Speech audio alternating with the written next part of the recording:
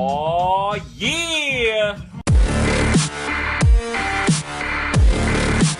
I had to laugh because last night I got a comment on one of my videos. It's actually the very first skater diet video that I did.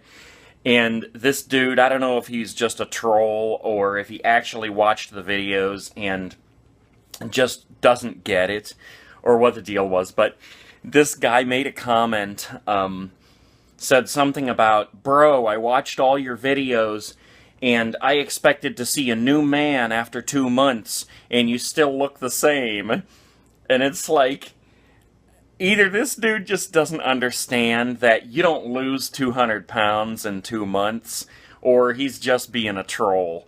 I mean, I don't recall right offhand where I was when I started, but I know that in my last skater diet video about where I was skating in Massillon, and I told the whole story about how I became a skater, I weighed in at 314 that day, and that's at the very least 20 pounds over 2 months right there, which isn't like enormous, but it's 20 pounds, and I mean, I can personally see a difference. I don't know if you guys can or not, but I can. I know that today I'm wearing a pair of jean shorts that, 2-3 months ago had a 6-inch gap between the button and the buttonhole, and today I'm wearing them. So, I honestly don't care if somebody says they can't see a difference, that, "Oh, bro, you're not doing good," or whatever it is, boo-hoo. The other funny thing that he said was something like, "You gave me hope, and now I no longer want to skate to lose weight." Well, sorry, go on and do whatever you want to do to try and lose weight, I'm skating to lose weight, and it's working, whether you think it is or not. So I just thought that was hilarious. When you see these shows like Extreme Weight Loss and The Biggest Loser and stuff like that, those people who are losing like 135 pounds in 3 months, those people are put in a situation where it is 100% controlled.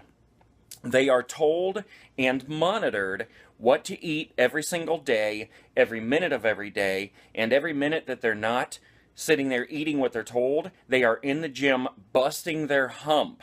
Okay, what you see on TV is just not a realistic depiction of how you actually lose weight. It's made for a TV show, and of course it works, but like I said, they're put in a situation where these people aren't out working actual jobs, they're not out trying to make a living. They sign a contract where their life now belongs to the producer of that TV show.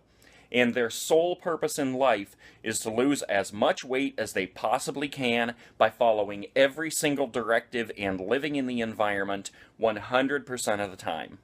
So, to expect anyone to actually lose that kind of weight over a 2-month period is just so ridiculous. But, more power to you. If you're watching this right now and you're not really a troll, and you just don't understand, try it, man. You obviously have never tried to lose weight. Give it a shot. See how much weight you lose in 2 months. It's not easy. It's coming off, but it's not easy. So, with that said, let's get on with this day. Okay, I'm going to take you guys outside with me for a minute to show you what's going on with my car, which I honestly don't even know. But if you remember the other day I told you that when I have bad luck, it just like starts snowballing on me. It's never just one simple thing. One thing happens and I know I got to brace myself because a whole bunch more is coming and it gets progressively worse as it goes on. Well, my car right now is completely dead. It won't turn over. About a week ago, when I was out driving around with my girlfriend, we had the air on, and all of a sudden it stopped working. It got really hot in the car, and my power steering went out at the same time. So I stopped at an AutoZone. I ran in and grabbed some power steering fluid. I filled it up. It did not help. I grabbed one of those AC recharge cans that you hook up to your air conditioning, basically. And you refill the Freon, and that didn't work either. It actually, there's a gauge on it, and it showed in the red, which means that you need to have it checked out. So I knew there was something more going on.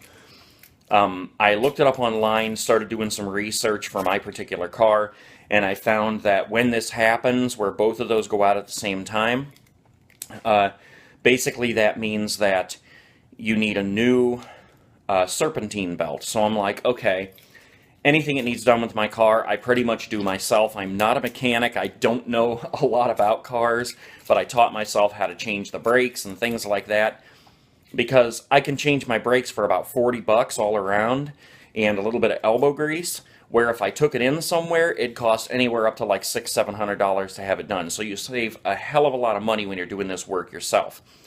Now I'm getting into a territory I don't understand again, so I'm going to have to try to learn it myself, and you just might be watching that later on in this video. But so, as far as I know right now, it needed a serpentine belt. So let's go outside and I'll show you this.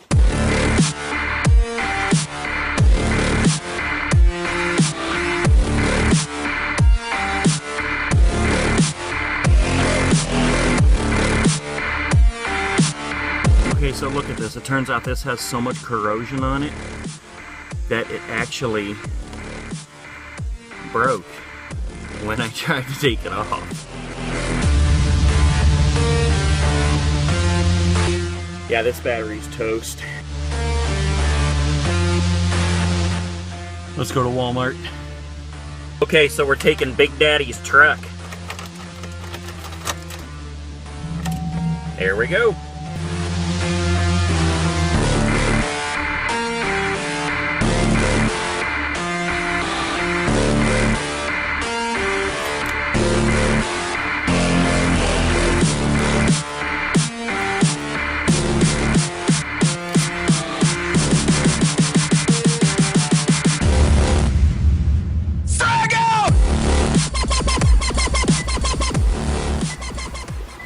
Okay, so it looks like that solved the problem, putting a new battery in.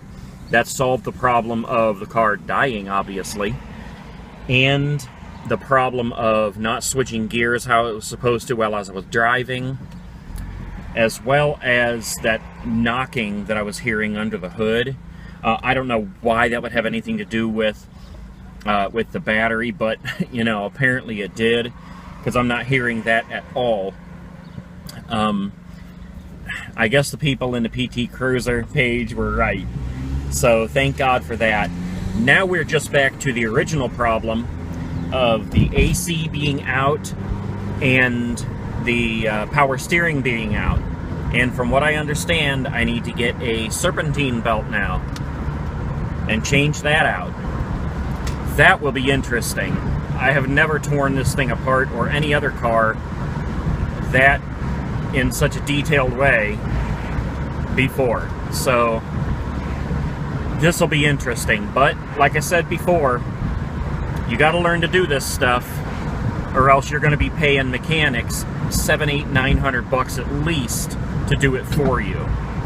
So a serpentine belt for this car costs 25 bucks, and maybe it'll take me 3, 4, 5, maybe even 6 hours to do myself. But I got more time than money right now, so that's the way it goes.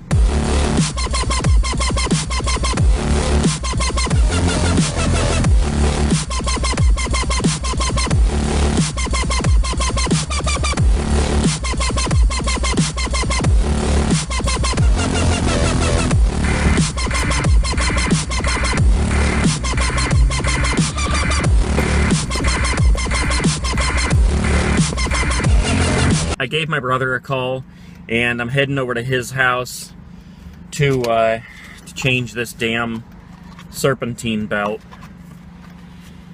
Oh, this ought to be fun, and to make it more fun, I bought yellow gloves. I'm a nerd. I've watched the how-to video about 10 times now, and I absorb stuff pretty quick, so hopefully I can get in there, whip through this, and be on my way with AC and power steering and a car that runs. Then we can get back to the fun videos.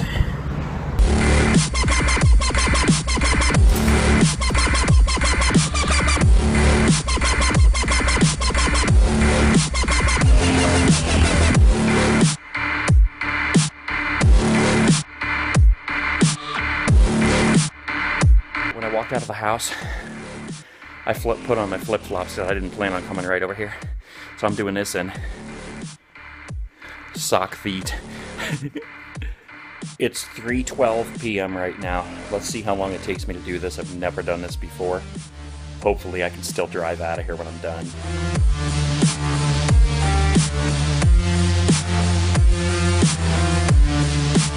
So this is what we're looking at up in here. The serpentine belt is totally gone, so I gotta figure out how to put it back on there. Oh look! There's the serpentine belt. That thing is torn to shreds, man.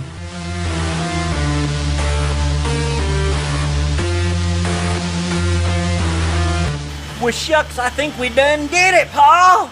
The moment of truth.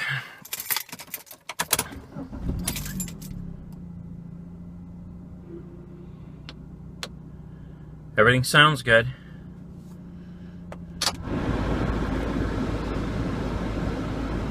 We have cold air. We have power steering. Alright guys, I am worn out. We got it all fixed. I gotta go home, get some stuff done. And this is the video for the day. Watching me fool around, pretending I know what I'm doing with a car. Whew. Give me a comment below and a thumbs up. Subscribe to the channel if you haven't. And I'll talk to you guys later. Peace. And one more quick update for the record. It is only 10 after 6. So if I'm remembering correctly, we started at like 3:15 or something. So it took me less than 3 hours to do that. I've never done it before, and that included a trip to back to AutoZone in the middle of it to get another belt. So don't take your cars to the shop, man, unless you got a lot of extra money. See ya.